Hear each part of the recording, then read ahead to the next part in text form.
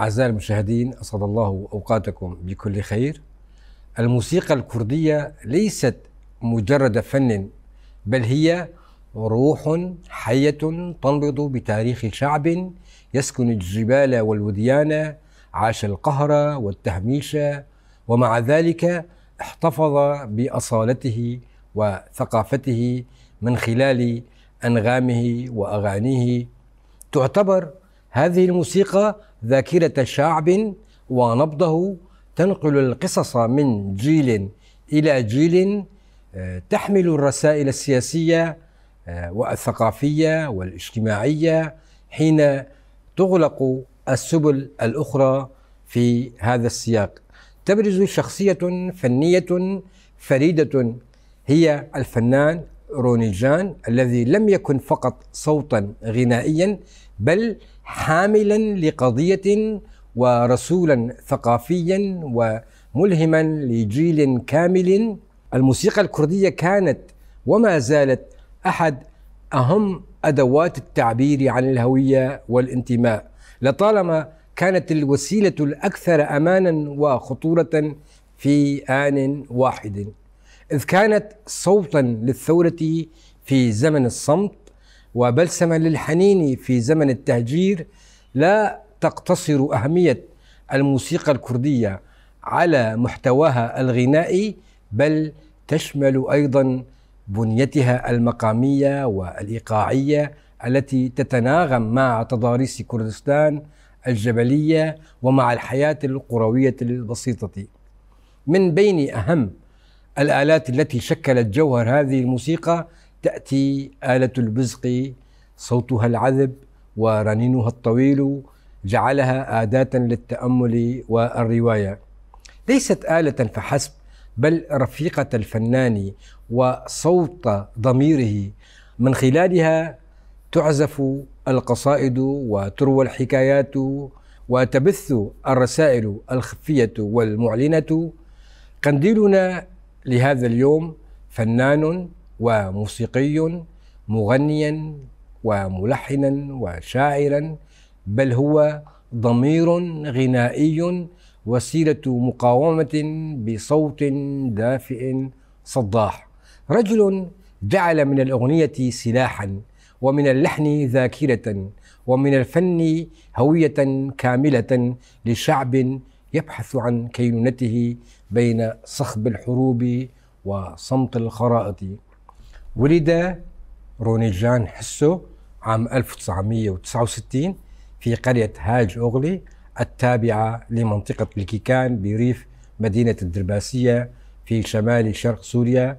ينحدر من عائلة دينية قومية لها جذور تاريخية وثورية، حيث يمتد نسبه إلى بير الخطاب والشيخ سعيد بيراني قائد ثورة ديار بكر الشهيرة عام 1925. نشأ في بيئة سياسية مضطربة، وشهد منذ طفولته التنقلات القسرية لعائلته بين روجافا في سوريا، أي المناطق الكردية في الأربع الدول المجاورة في سوريا وتركيا والعراق وإيران، وهو ما رسخ في وجدانه الإحساس بالتهجير الدائم، فصار الحنين والمقاومة والحلم بالحرية مضامين ثابتة في شخصيته وفنه.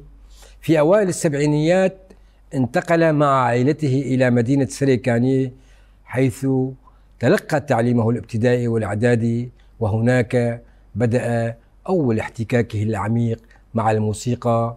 غنى منذ صغره في الحفلات المدرسية، مؤديا أعمال كبار المطربين العرب والكرد أمثال أم كلثوم، فريد الأطرش، محمد شيخو وسعيد يوسف، محمود عزيز وغيرهم من الفنانين الكبار.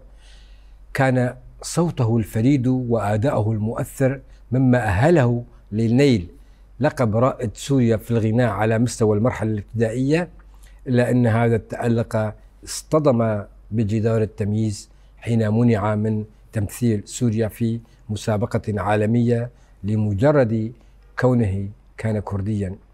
مع بداية الثمانينيات وجد في احتفالات نوروز منبرا لإيصال رسالته الفنية في أجواء أمنية مشددة غنى للبسطاء للثوار والأرض.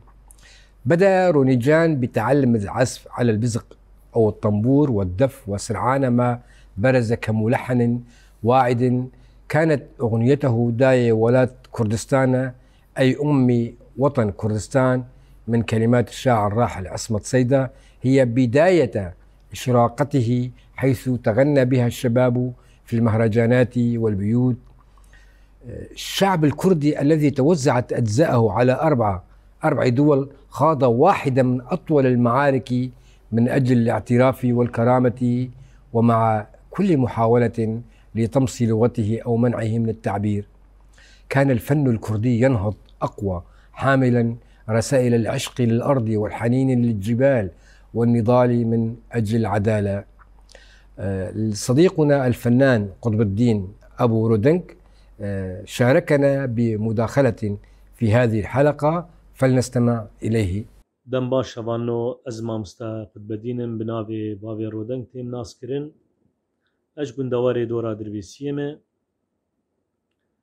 تصالح 1990 أسفيري طنبوري بوم ومدس كاري داوتا كر شو كاري داوتا بري برز أحمد بو تآلتنا بوش طنبوري بيوه وداوت جمابينا دروش حاسي روجا بردوان ذكر بشتوي أسشوم تلتمر جمع مستا شكري صوباري سلابي مجرهنه لوی داری ما کاری دعوت بردوام کرد. دوی ساله ده از عرفیم سر ما مسترونی جان خورد کی نوهاتی بو هیوینی مزن لجمی هبون لوی ده مسترانه خود چلو حافظ دکرن ام دچون دعوت نیدنه گو هنرمندی دلی دخستن بلوی هنرمندی گوداری دکر بیکا چسترانی دبیجه چسترانی نهنه ما استران حافظ دكرن ومتانين لدعوت نيدني مواد قوتن ومولو كاري خبر دوان ذكر. بالنسبة لجمرة وضعي مادي مساعد بو من كاري بو جهازك بكريا وزدركة ما دعوتها وكاري خبر دوان بكرا از قريداي مالبات يبوم مالبات جي كاري زراعات يذكرن از مجبور بوم آلیکاریا آن بکم جبر به که از دوری کاری دعوت آچوم مامسترونی نولود فکری مامسترونی دخست تشنیوی هبن لسر نویسکارات گریا لسر ملحنات گریا دتعبی پر دتعبی بکراک دوی فتره داخست بکراک سماعی بو دسي سترانتي دتين بالامي يك جوان درسي واني از قرباني بو يك جوان بردست كي ليلي وليلي از نخوشم ويك جوان دردي من كورن وقت جمي فرات و دردو هلات و داهات افستران دوي بكري دبون تشكي پر خوش بو دوي ايامي مدى استراني ولو نهبون پشتروی از بو معسكر مامسترونی کاری خبر دوام کرد و مهفدوان دا کرد براستی 25 سال بیتر در باسبون مجارک ده هفدو دید مامسترونی هین اورونیه هین عشقی سترانایه هین عشقی قومیتا خویه هین عشقی حوالی خویه تشتک ده مامسترونی ندهاتی گوهرتن الا بيتر سينغاي فربويه امكانياتي استرانا قرتر الجمي تشيبويه خاما دنگي بيتر ببويه ده حفله سي حفله اسبير حاضر بوم متشني سروي لحظاندن انه ويستران كيبيجا عازف لدويلت خم كون او عازف افستران نهجيره وبيغنينه مامستروني ليت فتلو ولو ابتسامك خوش ددي بدوي خجير دندنينه بيعاس في تشجعينه دلي ويناشكين لسان مسرحي وجير دد خويا كرن انه ليخ نترسه ازوات تشجعينه از بترمه شخو براستي افتش قال لك جي سر بلنداي واثر كفتني جمام ستروني يتخازم ودجيانا خد پر تعبي از جيانك براحتي وبخير وخشي جير تخازم وبمن خوشي. لم تكن الأغنية الكردية أداة للترفيه فحسب، بل كان صوت قرية محاصرة ونداء أم تنتظر ابنها من الجبل، وحكاية مناضل لم تكتب في السجلات الرسمية. ولدت هذه الأغاني من قلب المعاناة، ونمت في حضن الطبيعة، وارتبطت بالتراث الشفهي والملحمي لتصبح ذاكرة شعب تروى عبر الأجيال. رونيجان لم يكن مغنيا فحسب، بل كان شاعرا يكتب أحاسيس شعبه، وملحنا يختار مقامات تعكس بيئة النص وشخصيته. غنى كلمات جقرخوين، تيريج، فرهات عجمو، غمقيني رمو، وهوزاني كركندي، كما ألف بنفسه العديد من القصائد التي لحنها لاحقا. جمع في فنه بين البساطة الشعبية والعمق الرمزي، فأغانيه كانت تغنى في البيوت كما في المهرجانات. انتقل رونيجان مع عائلته إلى تلتمر، وهناك تعلم اللغة الآشورية وأتقن غنائها، فتوسعت مداركه الثقافية وتعلم اللغة الآشورية كما قلت، وغنى لفنانيها البارزين، مما دل على انفتاحه وتسامحه، ومكنه من ترسيخ فكرة التعددية الثقافية. نستمع للفنان رونيجان وهو يؤدي أغنية تلتمر.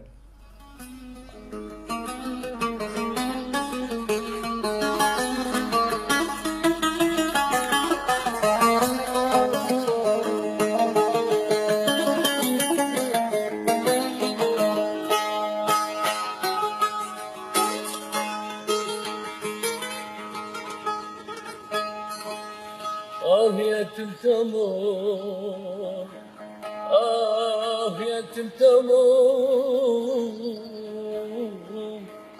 يا بلد الأحلام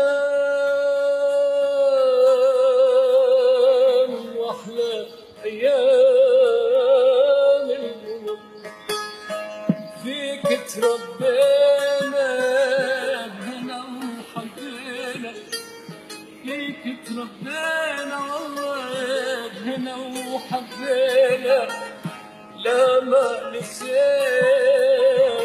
ليالي وسهر، لا ما نسينا والله ليالي وسهر، لا ما نسينا آيات القمر.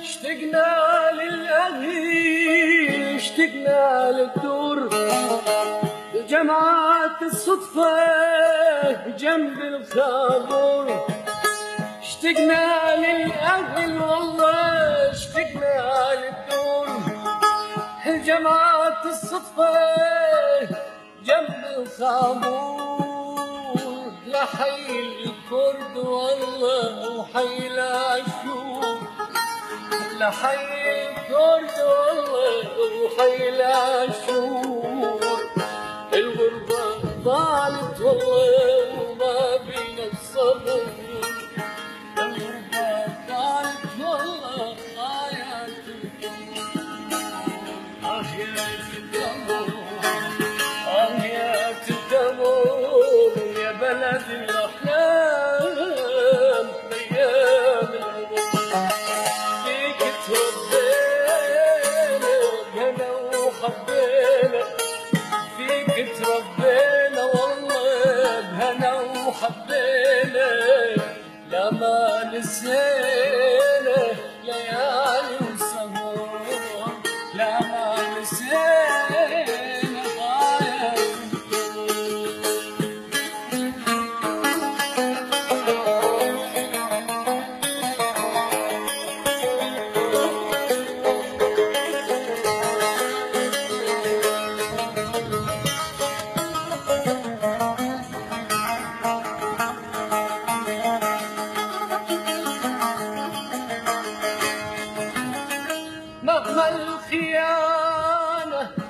بديها قالت الشمس طالع والليلة طالع مهما الخيانة بديها قالت الشمس طالع والليلة طالع من كتر جروحك دموعي سالت من كتر جروحك دموعي سالت الله يحميك من يد القدر الله يحميك الله يا تنتمور يا تنتمور يا تنتمور يا بلد الأحلام أيام فيك تربينا بهنا وحبينا فيك تربينا والله بهنا وحبينا لما نسينا والله ليالي وسهر لما نسينا يا تنتمور. بعد إنهائه دراسته الثانوية قرر الفنان روني جان ترك التعليم والتفرغ للفن، وحتى خلال خدمته العسكرية في دمشق لم يتوقف عن الغناء، بل كان من أبرز الأصوات التي تحيي حفلات نوروز في العاصمة، خصوصا في حي ركن الدين. هناك التقى فنانين كرد من مختلف مناطق سوريا، مما وسع أفقه الفني ووطط علاقاته. في عام 1990 أصدر أول كاسيت له حاملا نكهة جديدة في الفن الكردي السوري، كان صوته نقيا حزينا صادقا، وقد استطاع أن يخاطب الجميع، الشابة، الكهلة، المرأة، الطفلة. لم تكن أغانيه نخبوية، بل تنتمي للناس وتشبههم. مع نهاية التسعينيات تزايدت ضغوط الأمنية عليه، فصوته بات مؤثرا في أوساط الشباب، وأغانيه تحولت إلى شعارات ثورية. اختار المنفى في مطلع عام 2000 واستقر في ألمانيا، حيث بدأت مرحلة جديدة في حياته. في أوروبا وتحديدا عبر قناة ميديا تيفي عرف الملايين على موسيقاه، أحيا حفلات نوروز في العواصم الأوروبية الكبرى، فاجتمع حوله الآلاف الكردي ووجدوا فيه صدى لوطنهم البعيد. كانت أغنيته سيلفا ألمانيا تعبيرا خالصا عن الاغتراب، وقد شكلت نقطة تحول في الموسيقى الكردية المنفوية. الفنان الكبير والموسيقار محمود عزيز شاكر شاركنا أيضا بمداخلة جميلة في هذه الحلقة. إيبار باش سلاف رجور يك بجارة ما إيرو سر هنرمند روني جان براستي روني جان ما معاملة قال لك كأس هنرمند محمود عزيز شاكر از شوم أوروبا إنسان كي دولوفان هنردوست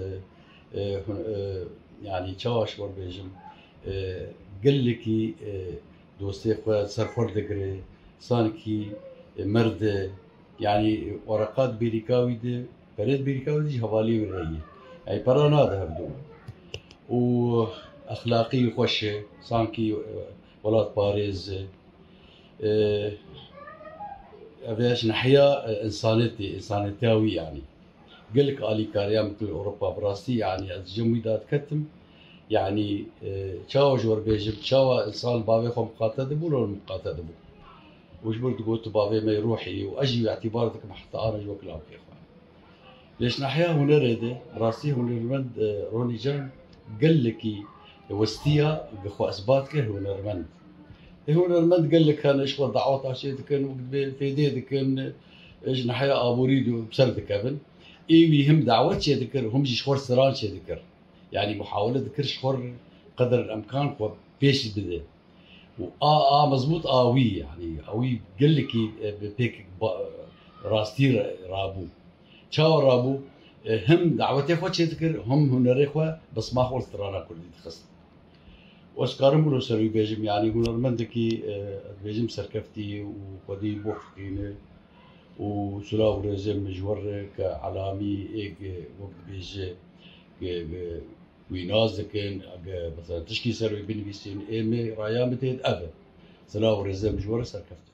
خلال انتفاضة قامشلو عام 2004 أطلق أغنيته الشهيرة قامشلو من كلمات فرهاد عجمو، فتحولت إلى نشيد احتجاجي ردده المتظاهرون، وغنى لاحقا لعفرين بعد احتلالها، كما شارك بصوته في دعم كوباني أثناء التصدي لداعش، وكان دائم الحضور في كل لحظة مصيرية.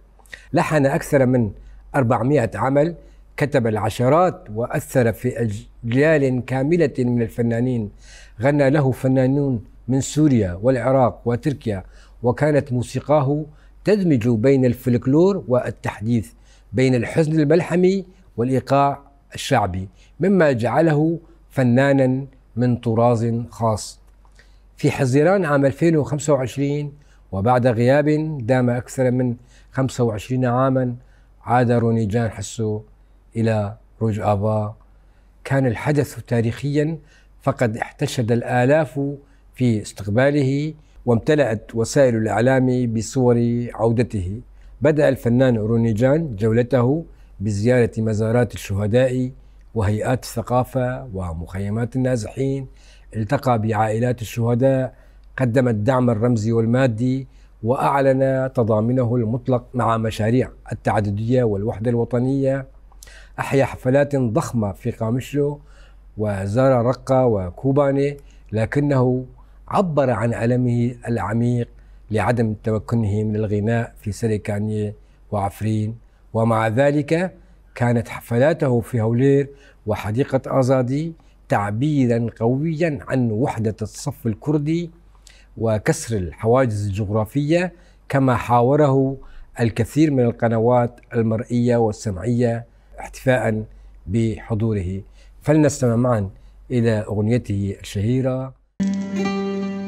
ويه ويه سنظل منك، ويه ويه خذك من أصلك، ويه ويه سنظل منك، ويه ويه ويه خذك من أصلك، خذي ملك قلاجة خراك بريه يا بابو يروج من حظك، خذي ملك قلاجة خراك بريه يا بابو يروج من حظك.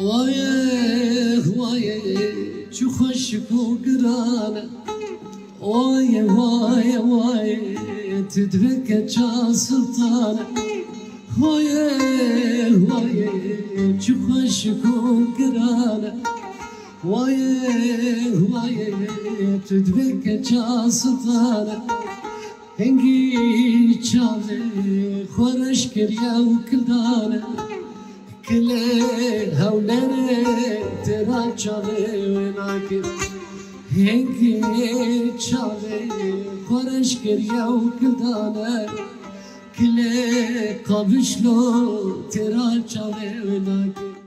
تجربة الفنان رونيجان حسو تتجاوز إطار الفن التقليدي، وهو ليس فقط من غنى للوطن، بل من عاش الاغتراب على شرفاته، وكتب باللحن ما لم تقله الخطب. كانت أغنيته بمثابة وطن بديل. فنان صنع من البزق سيفا، ومن الكلمات قلعة، ومن الأمل منارة. حافظ على استقلاليته ورفض أن يكون بوقا لأي جهة، فبقي صوتا للشعب للوطن للمهمشين. رسالته فنية قومية إنسانية تجمع بين الهوية والكرامة والجمال. رونيجان حسو ليس مجرد فنان، بل هو تجسيد لروح الفن المقاومي. صنع من الأغنية منصة للكرامة، ومن اللحن أرشيفا نضاليا، ومن صوته جسرا بين الوطن والمنفى. حمل البصق كما يحمل السلاح، وواجه التهميش بالغناء والحصار بالأمل. صديقنا الفنان أحمد شطلي أيضا شاركنا بمداخلة في هذه الحلقة، فلنستمع معا إليه. طبعا بخصوص الفنان رونيجان، أنا شخصيا أعتبره من الفنانين الملتزمين لحنا وكتابة وأداء وصوتا. هذا الفنان ما يقارب أكثر من 25-30 سنة في خدمة الفن الكردي. الفنان الذي غنى للعشق، للوطن، للشهيد، للطبيعة. فنان مميز يمتاز بأدائه الفريد، بانتقائه الجميل للكلمات، ويعرف كيف يؤديها. طبعا الفنان رونيجان من ينبع من منطقة تشتهر بأدبائها، بفنانها، بكتابها، بشعرائها، أمثال فنانين عائلة شاكر، الملحن الكبير الأستاذ محمد علي شاكر، الأستاذ الكبير محمود عزيز شاكر، مصطفى خالد، حسين شاكر، بلد الشاعر يوسف برازي. نعم، هذه هي حقيقة هذه المدينة. للأسف المدينة المحتلة الآن من قبل الجماعات المرتزقة والدولة التركية. الفنان رونيجان مرحب به بين شعبه. الآن هو في زيارة إلى المنطقة، وأنا برأيي هذا الشيء لاقى استحسانا كبيرا بين جمهوره ومحبيه، ونتمنى له المزيد من التوفيق. أغاني الفنان رونيجان ليست فقط موروثا فنيا، بل وثائق حية عن تاريخ شعب لقد برهن أن الأغنية الكردية قادرة على أن تحفظ الذاكرة، تلهم الجماهير، وتزرع الأمل في الأجيال. رونيجان حسو هو صوت كردستان وفنانها الذي لم يخذلها في غربته، بل جعل من كل خشبة مسرح ومن كل لحن ومن كل بيت شعري وطنا مؤقتا حتى تعود الأرض لأهلها. وتبقى كلماته وألحانه تضيء ذاكرة الكرد، وتشكل معا مرآة شعب وصدى وطن، وراية فنية عالية في سماء الحرية. اليوم يعود إلى موطنه بعد 4 قرن، لا كلاجئ بل كرمز، لا يغني فقط بل يوثق، يعبر ويمنح المعنى لكل لحظة عاشها الكردي من القهر إلى الحلم. سيبقى الفنان رونيجان حسو مدرسة في الفن الملتزم، وصوتا خالدا في ذاكرة أمة تعرف أن حريتها تبدأ من الحفاظ على تراثها وفنها وأصواتها. هو ضمير موسيقي لشعب لم يملك من وسائل النضال سوى صوته، وفنه باق ما بقيت الكرد تغني للحياة، للحرية وللحب.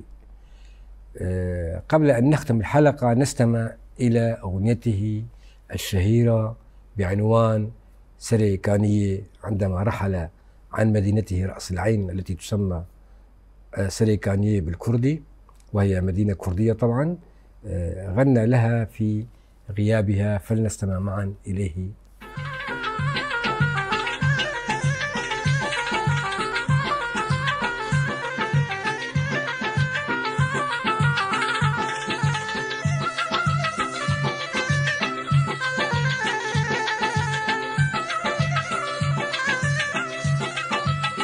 هجرهم جون جون سركانية، هجرهم جون جون سركانية، ناما من دبن فرو بدن سرية، ناما من دبن فرو بدن سرية، دوري خلكت ونيارة، دوري شارة وبهدارة، هجر كسيش وديت واقرك أبنية، براك استولى بينك تربي زورية، هجر هنجون جون سركانية، ناما من ببن فرعو بدن جارية.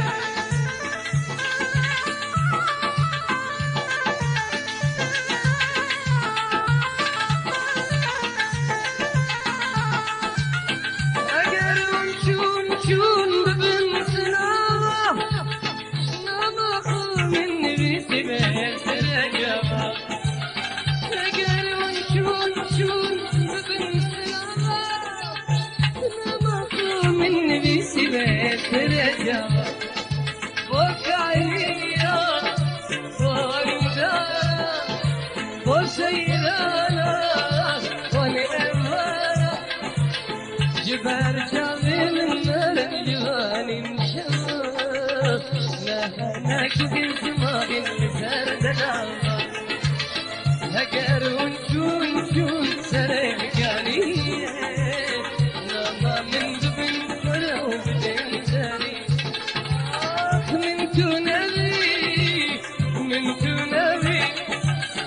زيتهل والله كرمشنا، من تنبي نبي من ما نبي، زيتهل والله كرمشنا، ولا همك سركانية وأكتنا،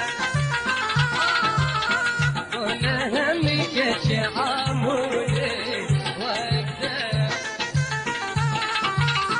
ولا همك حسنك وأكتنا،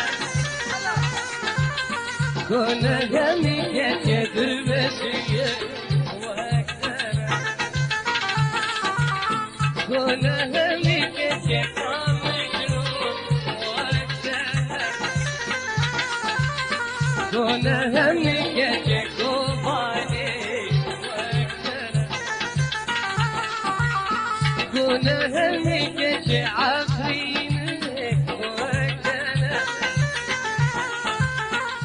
أعزائي المشاهدين، الحديث والكتابة عن قديلنا لهذا اليوم الفنان والموسيقار والملحن والشاعر روني جان حسو يطول، ولكن حاولت قدر الاستطاعة التطرق لكافة نواحي حياته بإيجاز. أتمنى أن أكون قد وفقت في ذلك. إلى هنا وصلت بكم لنهاية الحلقة، أترككم بأمان الله وإلى قنديل آخر من برنامجنا قناديل على قناتي وفضائيتي روج آفا. إلى اللقاء ودمتم بخير.